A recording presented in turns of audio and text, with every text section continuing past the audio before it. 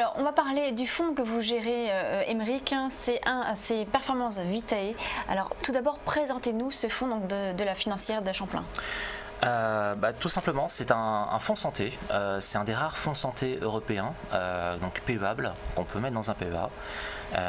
Il est investi à 75% en valeur européenne et à 25% en valeur internationale. Pour ma part, c'est 25% de valeur US. Parce qu'effectivement, beaucoup des gros acteurs sont américains. Des gros acteurs sont américains. C'est plutôt des grosses capitalisations, des moyennes?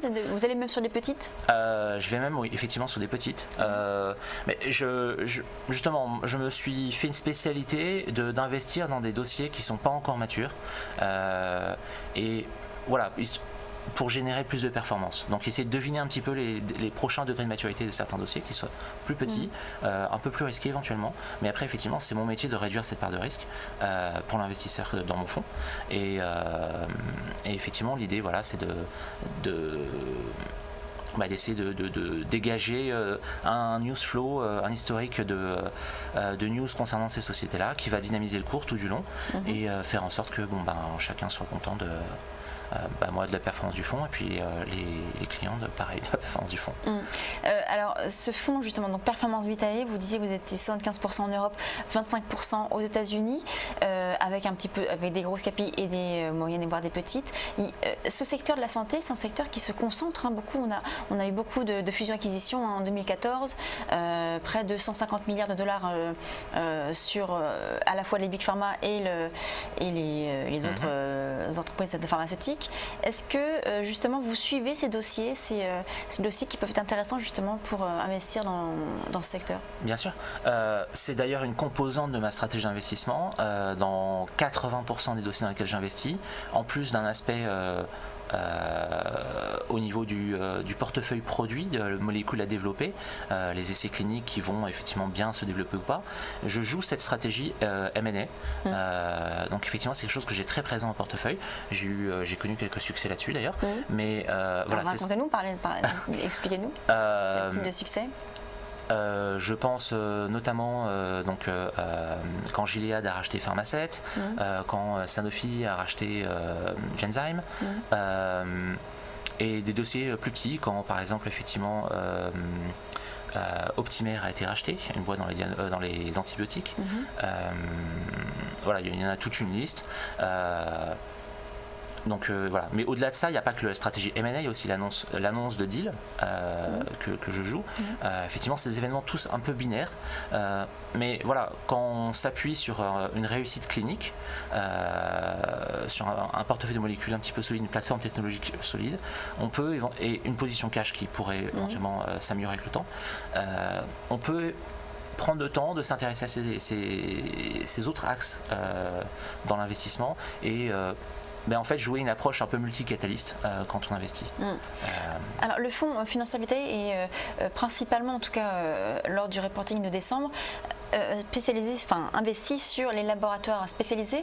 Qu'est-ce que c'est par exemple ces laboratoires spécialisés? Est-ce que c'est des grosses sociétés? Expliquez-nous un petit peu. Alors je distingue les laboratoires de biotechnologie et les laboratoires spécialisés qui sont en fait à peu près la même chose, sauf que les laboratoires de biotechnologie sont à un stade de maturité moins important, moins élevé que les laboratoires spécialisés qui sont plus matures.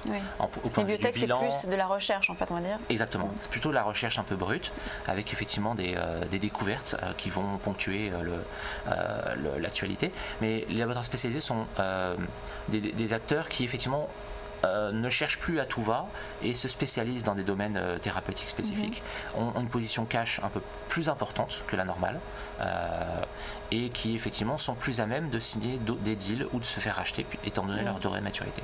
Puisque effectivement les gros labos font de moins en moins d'opérations à des stades pas avancés.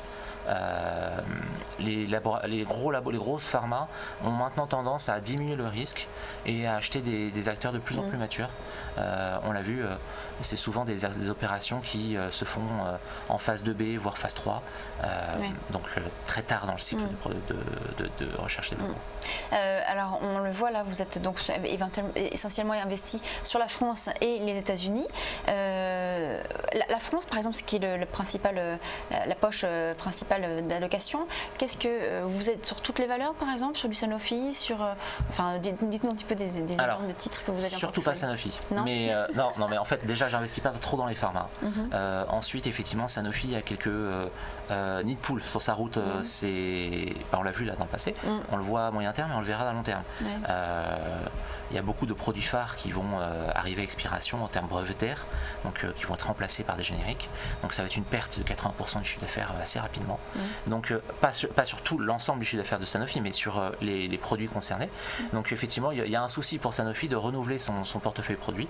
Ça va passer par du M&A ou de la recherche en interne.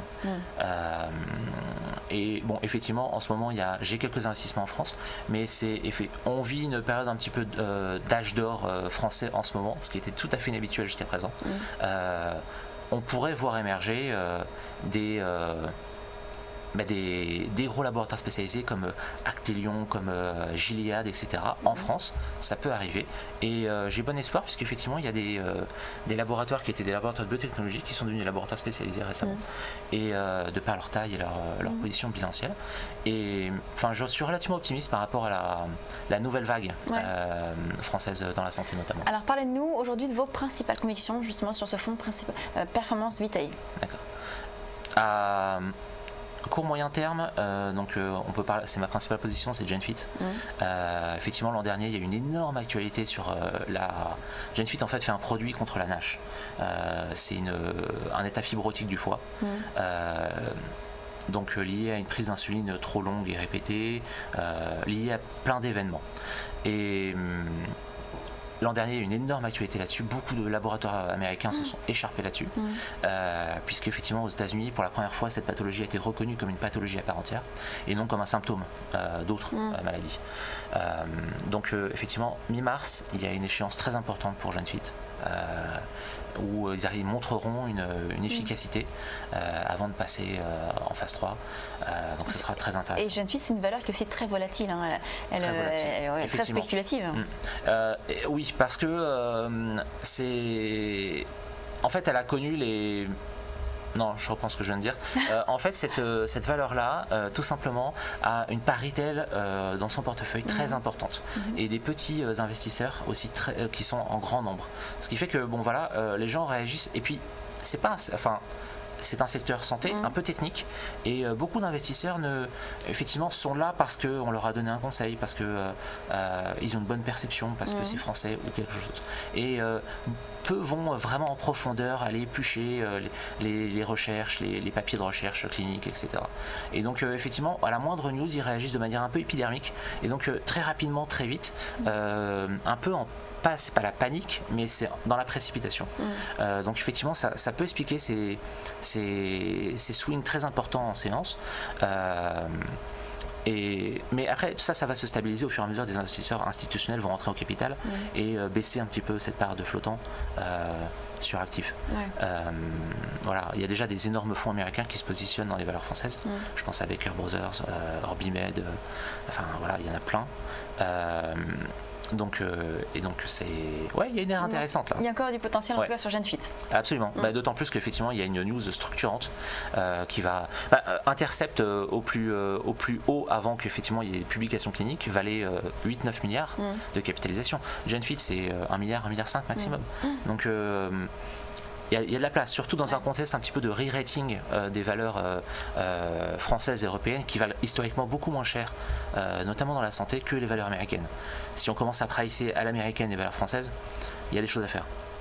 Merci beaucoup Aymeric Blanc, donc gérant du fonds Performance Vitae. On va marquer une pause et on se retrouve tout de suite pour la suite de Direct Gestion.